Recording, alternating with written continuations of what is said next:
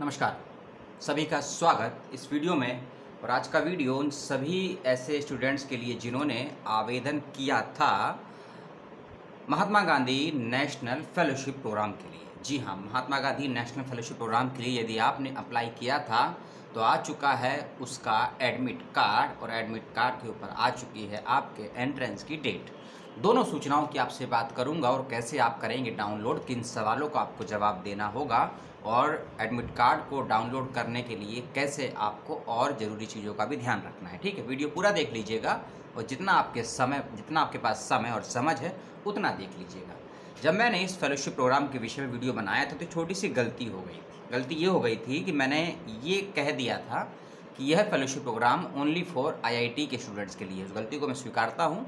ये प्रोग्राम सभी बच्चों के लिए था, चाहे आईआईटी के स्टूडेंट्स हों या ना हों, सभी इसको अप्लाई कर सकते थे। ठीक है, ऐसी सूचनाएं मुझे मिली। अब आते हैं सूचना नोटिफिकेशन पे। एडमिट कार्ड की डेट है, एग्ज़ाम की आपकी डेट है 18 अप्रैल 2021। लिख लीजिए इसको, 18 अप्रैल 2021। इस बात का ध्यान रखिए। और उसके बाद मध्य प्रदेश गवर्नमेंट का क्या नोटिफिकेशन या आदेश आया है उसकी भी बात करूंगा कि एग्ज़ाम होगा या नहीं होगा। ठीक है, वीडियो कई टुकड़ों में बटेगा।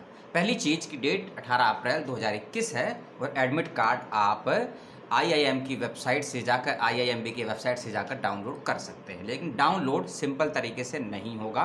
क्या उसके स्टेप है समझ लीजिए।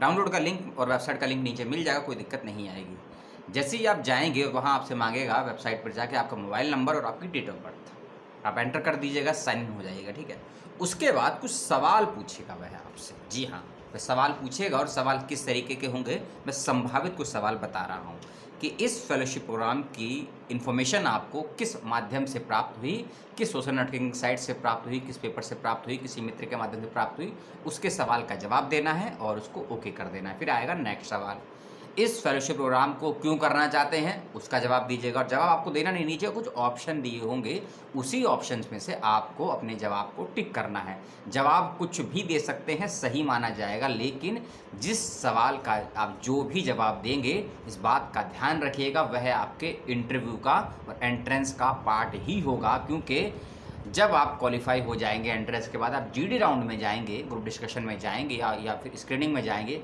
तब आपसे ये सवाल किया जाएगा कि आपने इस सवाल के ये जवाब क्यों दिया, उसका एक्सप्लेनेशन दीजिए। तो इसीलिए जवाब को ध्यान से लगाइएगा।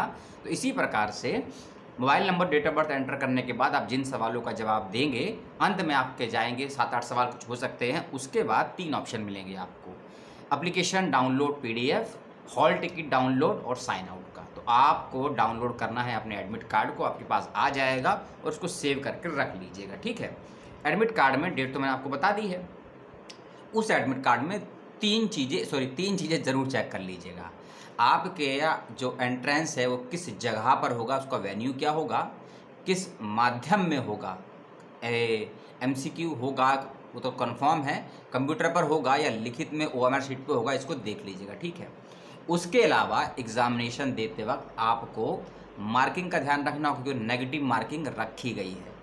सही सवाल होने पे 3 नंबर मिलेंगे और गलत जवाब होने पर 1 नंबर काटा जाएगा। इस बात का ध्यान रखिएगा। और मेरिट क्या रहेगी उसके विषय में अगले वीडियो में कभी बात करेंगे। ठीक है, अब आते हैं गवर्नमेंट का जो नोटिफिकेशन आया है। क्योंकि कोविड बढ़ रहा है, लॉकडाउन कई राज्यों में लग चुका है, कई राज्यों में दिन का, कईयों में रात का कर्फ्यू लग चुका है, आपको जानकारी है। ठीक है, नोटिफिकेशन जो आया है वह कि 7 अप्रैल को एमपी गवर्नमेंट की वेबसाइट पर आपको मिल जाएगा, आप उसको देख लीजिएगा। उस नोटिफिकेशन के अकॉर्डिंग ये कहा गया है कि नाइट कर्फ्यू भी है और कई परीक्षाओं को रद्द भी किया गया है। अब सवाल ये उठता होगा आपके मन में कि जब एडमिट कार्ड रिलीज़ हो रहा है, एडमिट कार्ड पे डेट भी है, वेन्यू भी है एग्ज़ाम का, तो एग्ज़ाम तो कैंसिल नहीं होगा। इस भ्रम में मत रहिएगा। सीबीएसई ने अपनी परीक्षाओं को रद्द कर दिया है, 10th और 12th की कई राज्यों में रद्द कर दिया, ये भी आप जानते हैं। रीट की परीक्षाएं कैंसिल हुई हैं, ठीक है, ये भी आप जानते हैं। या आगे बढ़ाई गई हैं या कैंसिल हुई है, ये भी आप जानते हैं। ठीक है, कई स्टेट के सिविल सर्विसेज के एग्ज़ाम को या आगे बढ़ा दिया गया है या रद्द कर दिया गया है। तो एडमिट कार्ड आने के बाद भी ये 100% मैं भी नहीं कह सकता हूँ कि 18 को एग्ज़ाम होगा ही।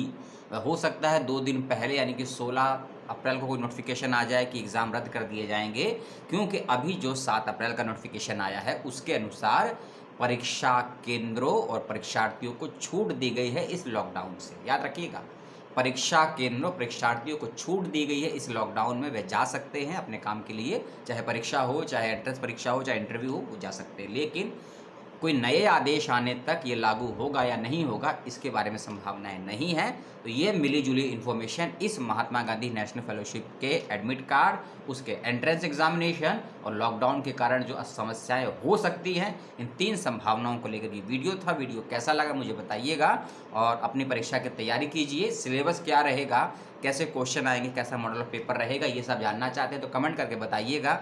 अपना ईमेल आईडी या व्हाट्सएप से मुझे संपर्क कर सकते हैं या मुझसे फ़ोन पे भी बात कर सकते हैं। मैं आपको चीज़ें समझा दूंगा, क्योंकि हर चीज़ वीडियो में बता पाना और एक ही वीडियो में बता पाना संभव नहीं होता है। इस बात का ध्यान रखिएगा। आपने अपना समय दिया, आप सभी का बहुत बहुत धन्यवाद। कोविड से दूर रहिए, सरकार की मेडिकल संबंधित गाइडलाइंस का पालन करिए और अपनी बुद्धि और विवेक के अनुसार ही कार्य करिए, अध्ययन करिए, शिक्षण करिए और किसी भी प्रवेश परीक्षा की तैयारी भी करते रहिए। तैयारी शुरू तो आपकी सफलता शुरू हो जाती है। जय हिंद।